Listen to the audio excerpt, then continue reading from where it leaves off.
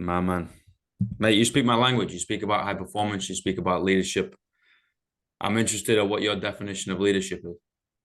Hey, that's a great question. And I can't take any credit for it because I stole this definition from actually a rugby coach that I crossed paths with a long time ago. And so he's a rugby coach at uh, Cal Berkeley, which is a university here in the States. They've got like a long standing and quite successful historic collegiate rugby program. And there's not a lot of rugby here in the States. Mm. And they're very successful even more than their success on the field. He would say they're very successful at creating leaders and people who go on to change the world in other avenues. Not, they would have people who have gone and played for the U.S. national team, but in the US, that's not saying much, right? It's really people who go on to shape the world of business and Mm. politics and education and all those other areas. And yeah, I'll never forget it. He told me leadership is just the ability to make the people around you better. And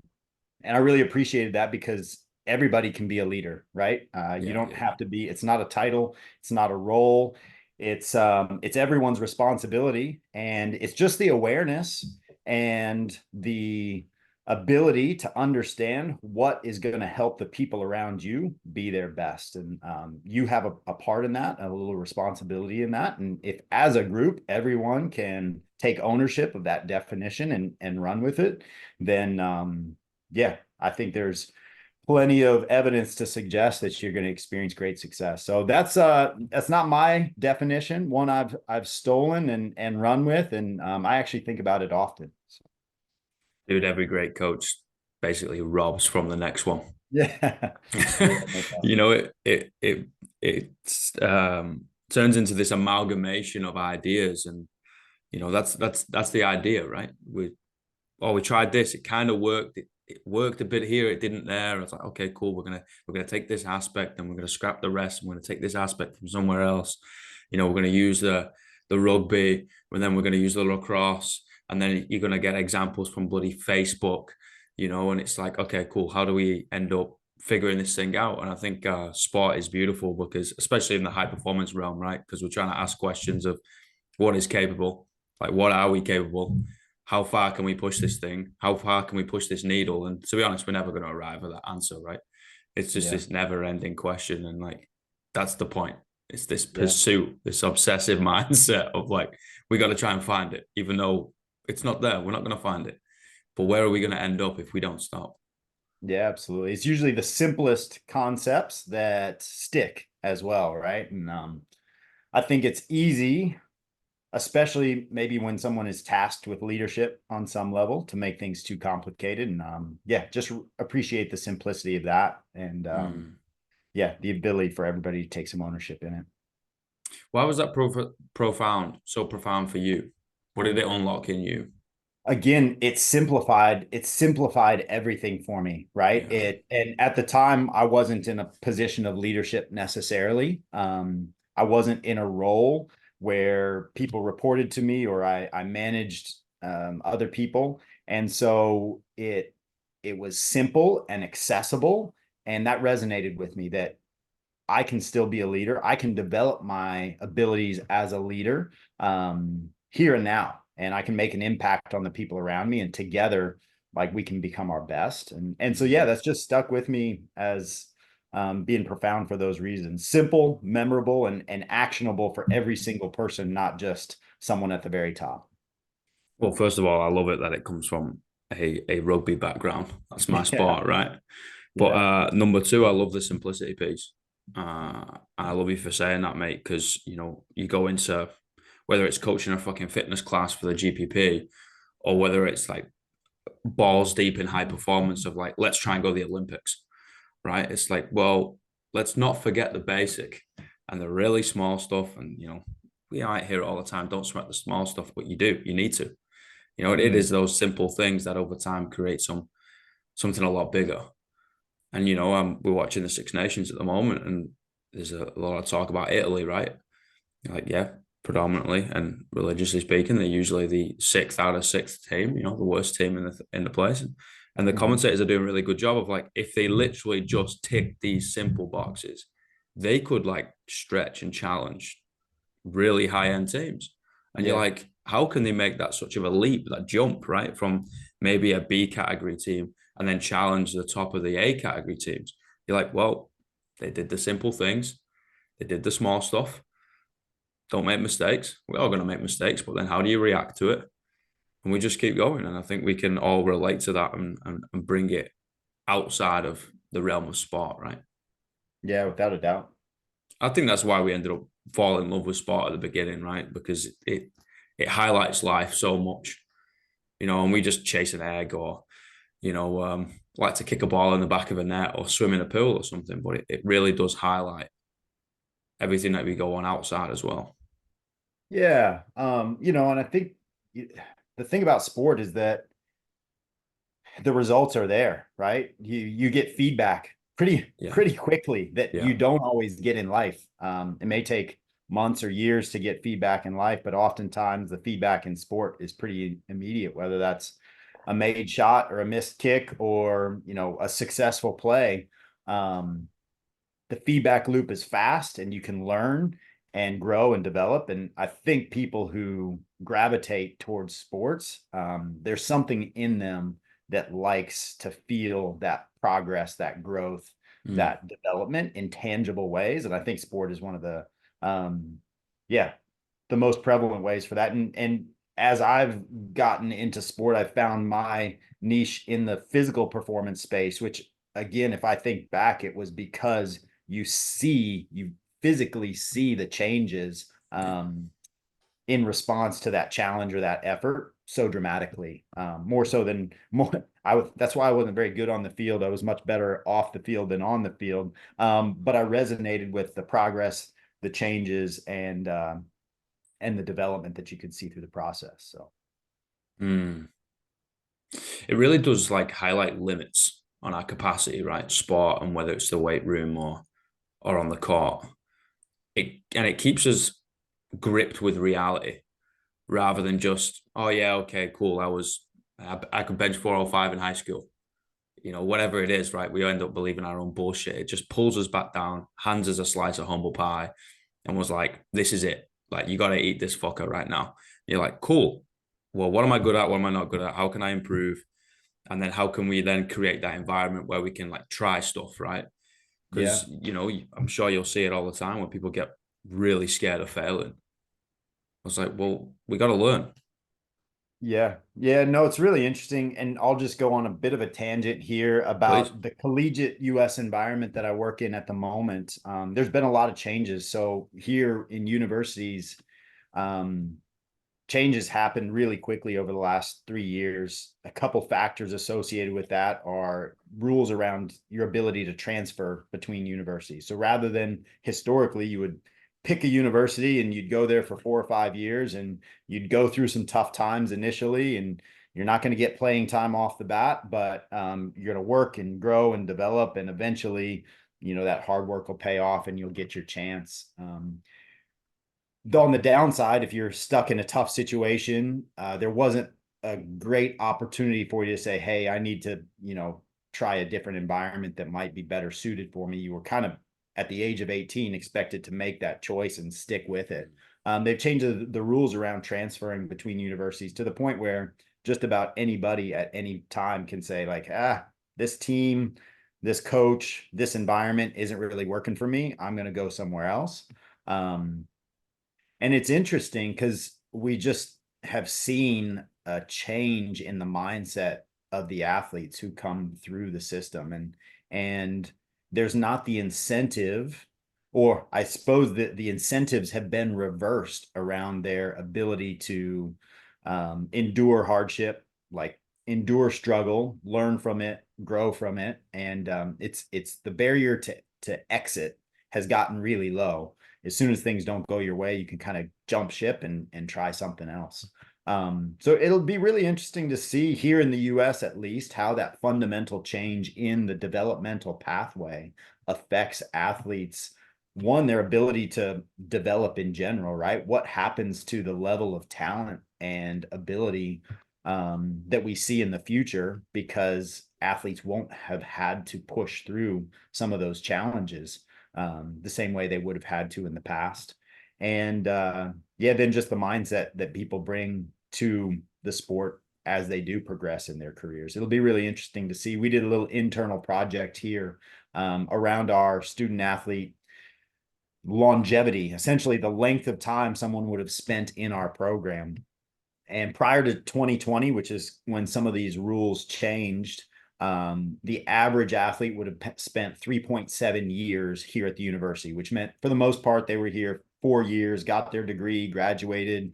Some of them were here for a fifth year because they took a red shirt. Others, did still transfer early. That happens. It wasn't the right fit for them. Things like that. Just in the last 3 years, that average lifespan, so to speak, of an athlete has dropped to the point where we were looking at our most recent numbers and we were below 2 years of the average lifespan for an athlete. So if you think about an 18-year-old kid coming into an environment that's still thought of as long-term athlete development, they're still growing in their physical capacity, their technical skill, their tactical awareness. But if they haven't cracked the starting lineup, if they're not in a position for success, if their team isn't successful within 18 months, chances are like they're gone. They're headed somewhere else. We have, athletes join our program and 4 months later, one season into their career, they decide like, oh, that was a rough season. We did not win very many games. I did not enjoy the experience. Losing's never fun. I'm going to go, try this on somewhere else. So all that to say, sport can certainly teach us really valuable lessons, but the landscape is fundamentally changing here at the moment, to the point where I don't know what our opportunities to learn those lessons are going to be for this future generation of athletes that's coming through at the moment. So it's an interesting time, and I certainly don't have the answers, but we'll observe and learn in the process as we go.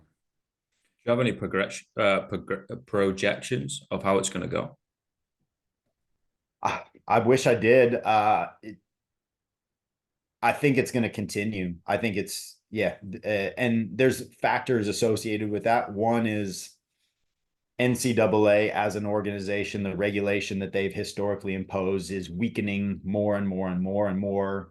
Autonomy and ownership is going towards the athlete to give them the freedom to make decisions for themselves, and that's not going to change. I think the biggest changes are coaches, and we see it, coaches really struggling at the moment. Coaches who have been, in athletics for 20, 30, 40 years and built an entire career on guiding, mentoring, pushing athletes through hardship to help them become their best. All of a sudden, like, that approach doesn't work anymore.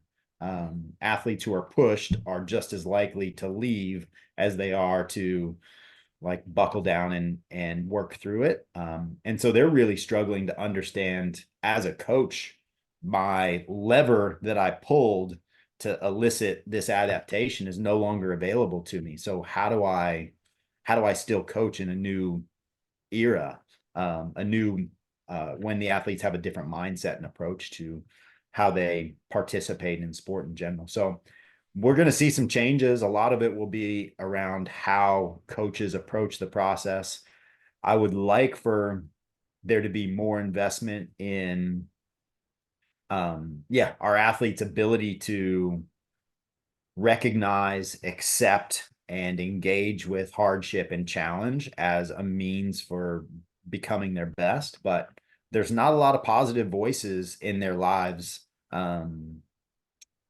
that are encouraging them to go down that path. For the most part, by the time they get here, they've been the best at everything they've ever done. And they've received a lot of, positive reinforcement, and maybe even some coddling along the way. And eventually everybody in sport or out of sport is going to reach a point where it's no longer easy. It doesn't come easily anymore. They're no longer the best, and they are going to have to figure out how to handle that situation. And we're seeing that right in front of our eyes. At the moment, more athletes than not are choosing to change their circumstances rather than changing their approach. So yeah, we'll see. It's a minefield, man. And it's Yeah. really sad. We're going to lose a lot of really talented young sportsmen and women, but also we're going to lose a lot of talented people, off the court, outside of the weight room. Yeah, they're great. They're going to maybe get a full ride through uni, and potentially maybe 1% of them are going to go play pro ball. But they could learn the lessons, like we said at the beginning, to then go be incredible at business or accountancy or something white collar. And it's sad, man. I get like kind of flashbacks to some kids' faces, along the way. I had the privilege of coaching a lot of swimmers back in the day, and then they get into that high performance, and it's like, well, now everybody's fast, and now everybody can train 3 times a day, Yeah. right? And it's like, oh, man, I don't want to do that anymore. I don't want to train for 3 hours. I don't want to train at 4 o'clock in the morning. You're like, dude, like, and that's it. They've lost. Yeah. And the more times that we can get contact time, right, they can be in front of our face, the more influence we have over them. And I say that with a bit of asterisk across it, not because we can influence them and make them do what we want them to do, but it's like, no, we can at least offer a different option. Some of these kids might be from an orphanage, met a lot of them. Some of these kids might be from an underprivileged background, met a lot of them too. It's Yeah. like if you could be the one and only voice in their entire life that offers them a way out. And if we're now giving them all the responsibility on 18, dude, think back to when we were 18. Oh yeah. No, there's lots of challenges, and hey, it's a big responsibility then for everyone who is, still in sport. You have to recognize the changing landscape and accept the responsibility that comes with that. That yeah, you may be one of the only people who is in a position just to guide these, young people through this thought process and this challenging time, and ultimately, like, they're going to have the freedom to make the decision that they think is best for them at the time, and you got to respect that. But it is a privilege and a responsibility to Mm. be a part of their lives and try to guide them through that process in the moment. And so again, the relationships become really important, but also a challenge if you have limited time. If you're only around them for 12, 18 months in the first place, building the relationship and the trust to really help them and meet them where they're at, give them what they need, it's definitely a challenge. So something to chip away at every day, without a doubt. What are you trying to find? In what sense? Life. um Few things. um I feel like I found a lot of them, meaning and purpose. Had which for me is having an impact on other people. Um, Having an impact that starts within my family. That's a huge one for me. That meaning and purpose, yeah, starts within my family. And having an impact, teaching my kids, watching, man, there's no joy greater than watching your kids learn something new. And whether I facilitated that or whether I just stood back and watched, there's not much better than that in life. So being able to be a part of that is, yeah, that alone is pretty special. Having an impact, certainly in the athletes that I've worked with and get to continue to work with, help them. It's probably why I got into, coaching and sports in general. Was it's pretty special to remember what it was like to have a dream and to now help somebody navigate the process of pursuing that on their own. That's pretty special. And it's easy to lose sight of in the day to day, right? We've got a lot going on, but that's easy to lose sight of. So I think, yeah, that's definitely a piece for me. And I guess beyond beyond those things which are in the present and tangible, like my faith is important to me. So um, yeah, there's eternal elements of that are a part of my everyday life as well. So Mm. yeah, it's probably a broad, wide-ranging answer to your question, but yeah, I've got a lot of those pieces that yeah flow through me on a daily basis. I find it fascinating, mate. I find it fascinating of where and how and why the light at the end of the tunnel is for people, and what gets them out of bed, and why they work so hard, and why they choose the decisions that they do choose. And I find it fascinating on our end, and I find it fascinating on the youth end. I find it fascinating on just an average Joe walking into the gym trying to do a whatever step class, CrossFit class, aqua aerobics. I don't care. I find it really fascinating about what is the driving factor, what is the pull factor, right? A pull is always stronger than a push. Yeah, You know, we can only run away from something so long. We need something to be able to chase, and I think we're all chasing something, and that dream aspect that gave a smile to my face, right? We all had something that we were like, oh, I gotta go do this. And it's true. You see that little shine in the kid's eyes, and you're like, oh, okay, cool. Yeah, I remember that. yeah, It had to change. I didn't play pro ball.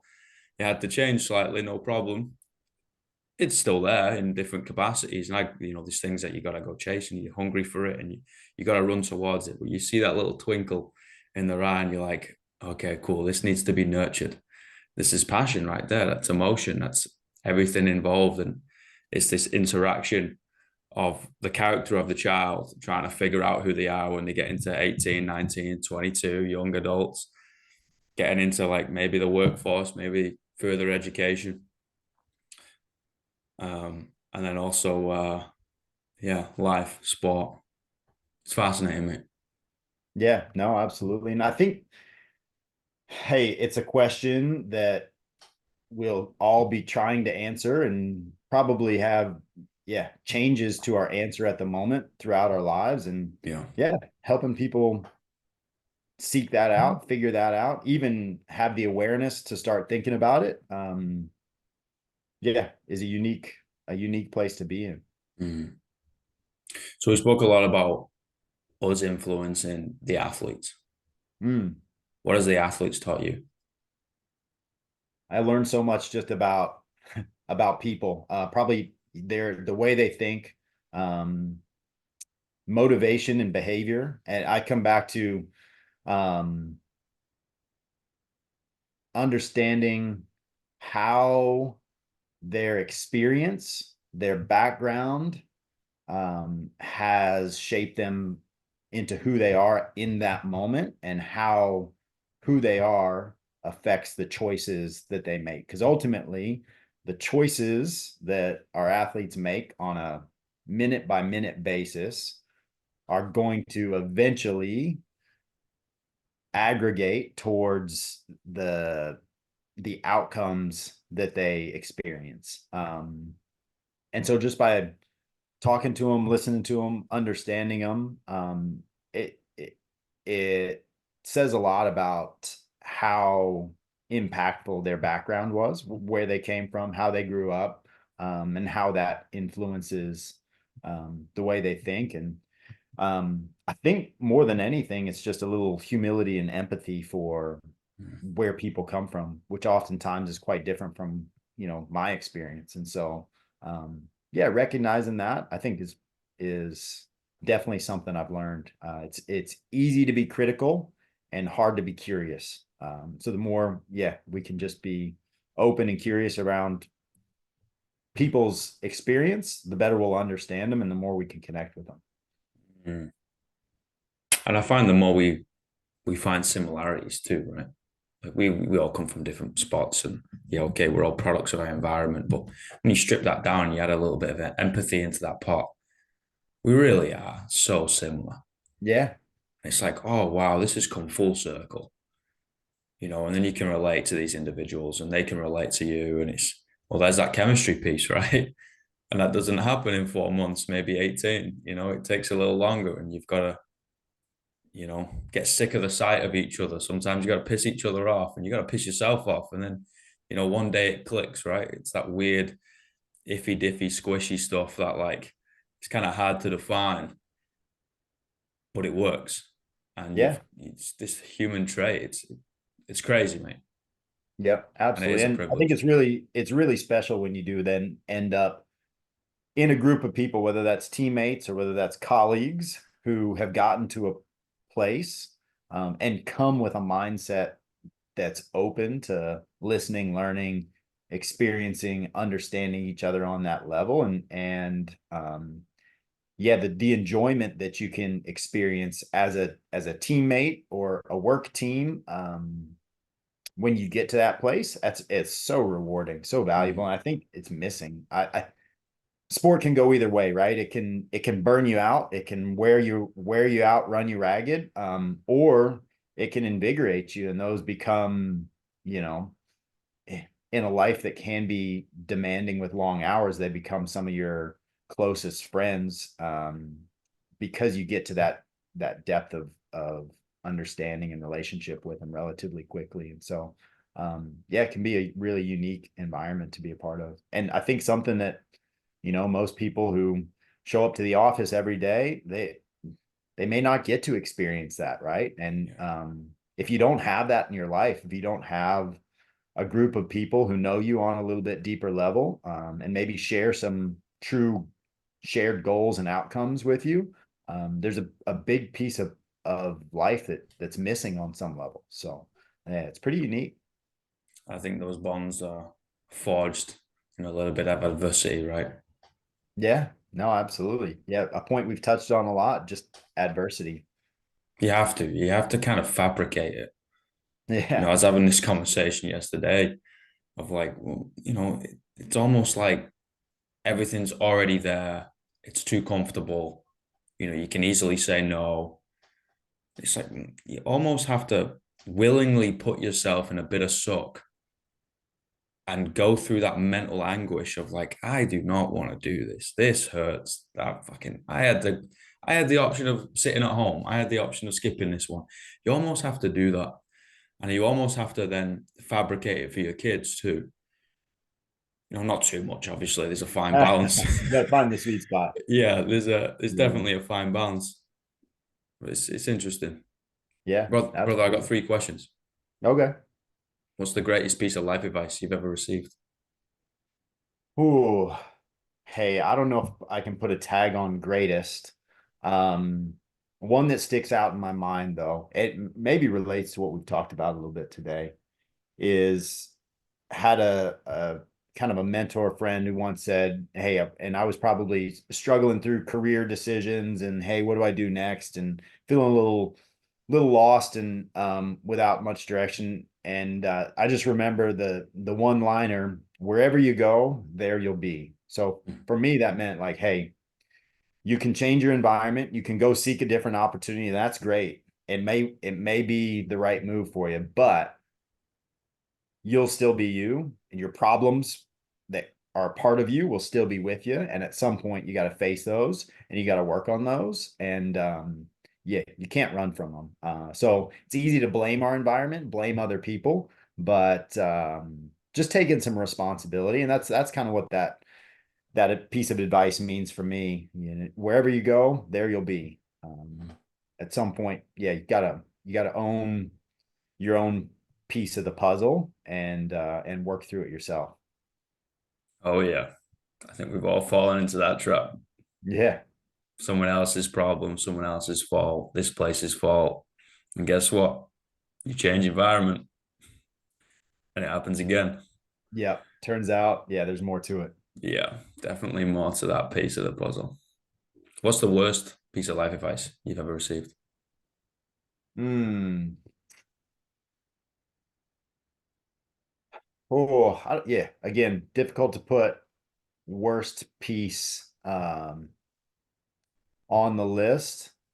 I think, and maybe this isn't advice, this is, and not even a regret, but just a reflection of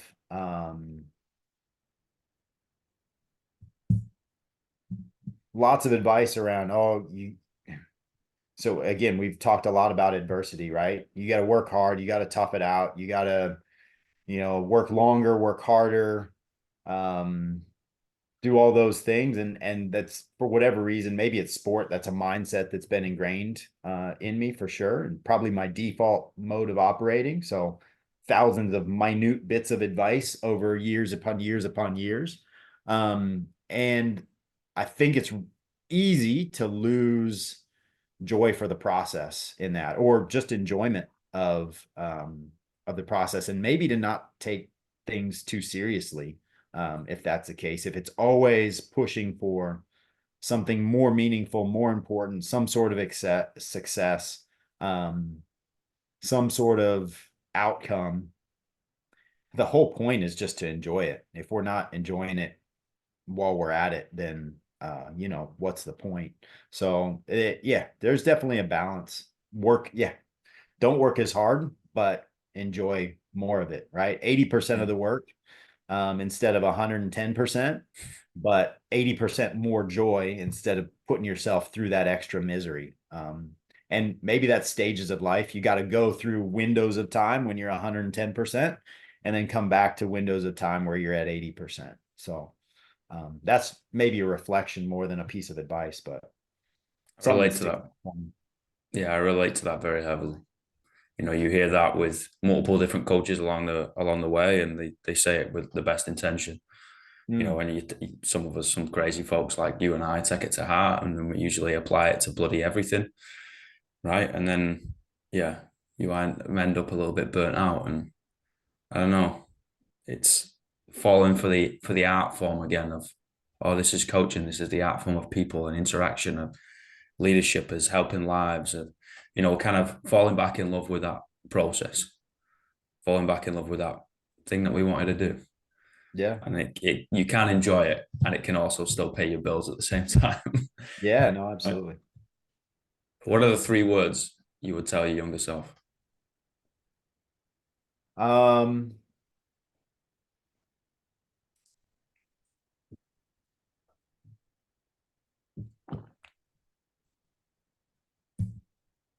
lots of 3-word phrases. Don't give up, have more fun. Yeah, those are a couple that jump out, right? Um, yeah, a couple little 3-word phrases. Mm. Brother, I appreciate your time, man. This has been Yeah, an honor and a absolutely. privilege. Yeah. Thanks, man. You have a great day, and we'll speak soon. Cheers. All the best. Cheers, man. Bye, everybody.